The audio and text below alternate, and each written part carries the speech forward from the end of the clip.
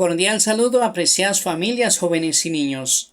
En este momento de encuentro personal con el Señor, continuamos hablando de la Iglesia es una santa, católica y apostólica, camino hacia la unidad. Iniciamos en el nombre del Padre, del Hijo y del Espíritu Santo. Amén.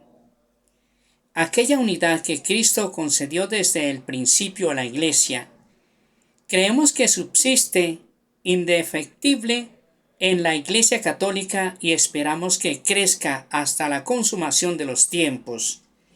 Cristo da permanentemente a su Iglesia el don de la unidad, pero la Iglesia debe orar y trabajar siempre para mantener, reforzar y perfeccionar la unidad que Cristo quiere para ella. Por eso Cristo mismo rogó en la hora de su pasión. Y no cesa de rogar al Padre por la unidad de sus discípulos, que todos sean uno, como tú, Padre, en mí y yo en ti, que ellos sean también uno en nosotros, para que el mundo crea que tú me has enviado. Evangelio de San Juan, capítulo 17, versículo 21. El deseo de volver a encontrar la unidad de todos los cristianos en un don de Cristo y un llamamiento del Espíritu Santo. Para responder adecuadamente a este llamamiento se exige una renovación permanente de la Iglesia en una fidelidad mayor a su vocación. Esta renovación es en el alma del movimiento hacia la unidad, la conversión del corazón para llevar una vida más pura según el Evangelio, porque la infidelidad de los miembros del don de Cristo es la causa de las divisiones. La oración en común, porque esta conversión del corazón y santidad de la vida, junto con las oraciones privadas y públicas por la unidad de los cristianos, deben considerarse como el alma de todo el movimiento ecuménico y pueden llamarse con razón ecumenismo espiritual.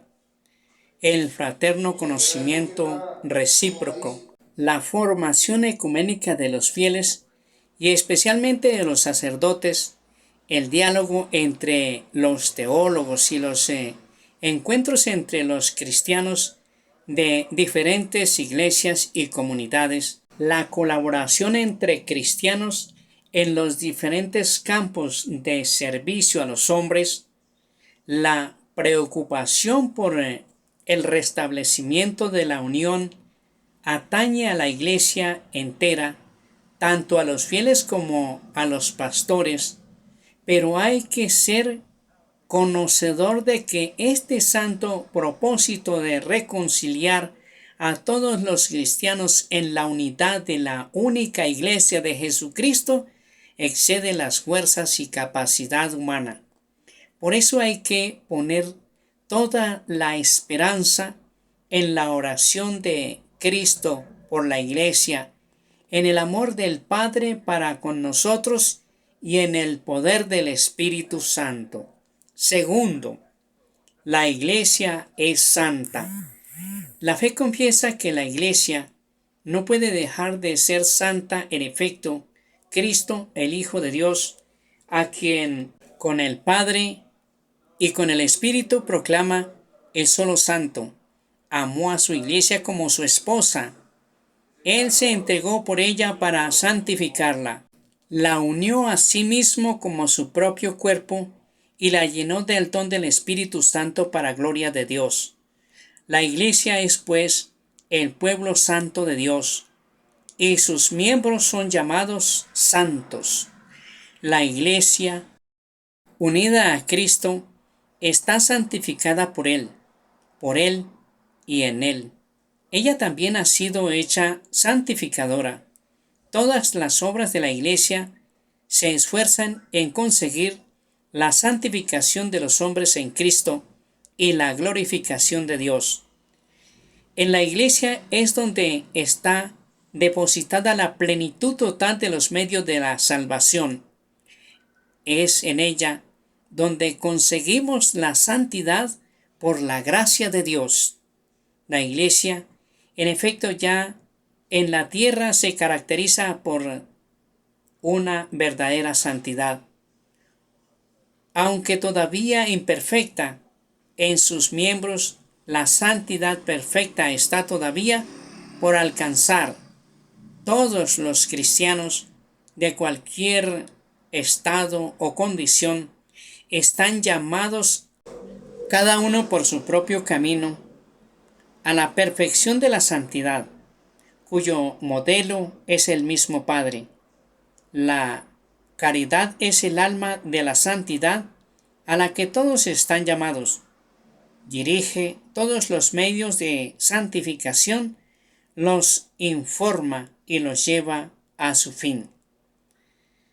Comprendí que si la Iglesia tenía un cuerpo compuesto por diferentes miembros, el más necesario, el más noble de todos, no le faltaba.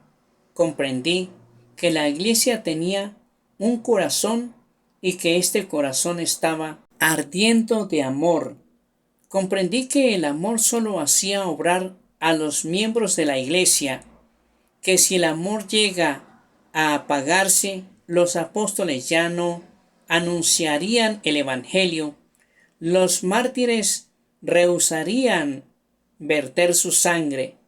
Comprendí que el amor encierra todas las vocaciones, que el amor era todo, que abarca todos los tiempos y todos los lugares en una palabra que es eterno. Mientras que Cristo Santo, inocente y sin mancha, no conoció el pecado, sino que vino solamente a expiar los pecados del pueblo, la Iglesia, abrazando en su seno a los pecadores, es a la vez santa y siempre necesitada de purificación y busca sin cesar la conversión y la renovación. Todos los miembros de la Iglesia, incluso sus ministros, deben reconocerse pecadores. En todos la cizaña del pecado todavía se encuentra mezclada con la buena semilla del Evangelio hasta el fin de los tiempos.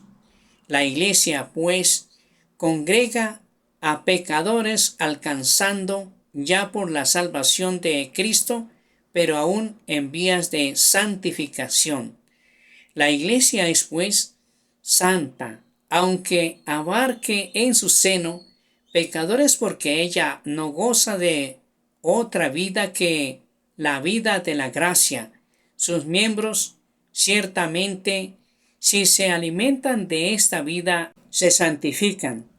Si se apartan de ella, contraen pecado y mancha del alma, que impiden que la santidad de ella se difunda radiante, por lo que se aflige y hace penitencia por aquellos pecados, teniendo poder de liberar de ellos a sus hijos por la sangre de Cristo y el don del Espíritu Santo.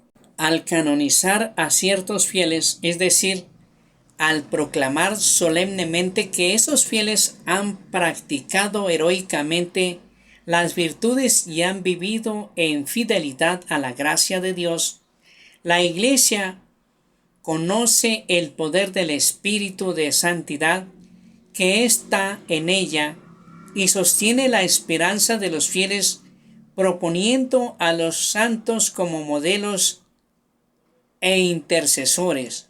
Los santos y las santas han sido siempre fuente y origen de renovación en las circunstancias más difíciles de la historia de la Iglesia.